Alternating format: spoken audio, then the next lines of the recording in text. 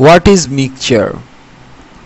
আমরা যদি আমাদের কম্পিউটারে আমাদের কথার সাথে সাথে গান বা আরও অনেকগুলো সাউন্ড একসাথে রেকর্ড করতে চাই, তো সেক্ষেত্রে অবভিয়াসলি আমাদেরকে আমাদের মেইন সাউন্ড কন্ট্রোলারে মিক্সচার অন করতে হবে। অর্থাৎ আমাদের মেইন যে সাউন্ড কন্ট্রোলার ভলিউম, এখানে এসে অপশনে যেতে হবে এবং প্রপার্টিজে আসতে হবে এবং এইখানে রেকর্ডিংয়ে আমাদেরকে অবশ্যই মিক্সচার অন করে দিতে হবে।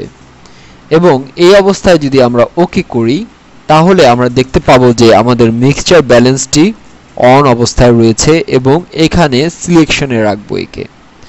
এতে করে হবে কি, যে সাপোজ আমরা আমাদের বর্তমানে মাইক্রোফোনের ভলিউমটি রেকর্ড করছি, তার সাথে সাথে যে সাপোজ নচিকেতা ফোল্ডারটি থেকে যদি একটি গান চালাই, তাহলে এই গানটি হাজার বছর আমি পথ হাঁটিতেছি পৃথিবীর পথে, একসাথে রেকর্ড হলো। সিংহল সমুদ্র এভাবে ইচ্ছে করলে আমরা গানের সাথে সাথে আমাদের জীবন গিয়েছে চলে আমাদের 20 বছরের পর, সহজ এবং সুন্দর।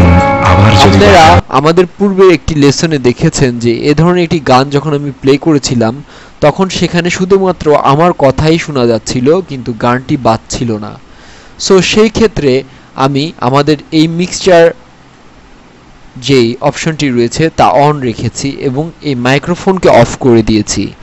এতে করে হবে কি, আমাদের কম্পিউটারে যত রকমের সাউন্ড আউটপুট এবং ইনপুট রয়েছে তা এই মিক্সচারের মাধ্যমে কন্ট্রোল হবে এবং সেখানে রেকর্ড হবে।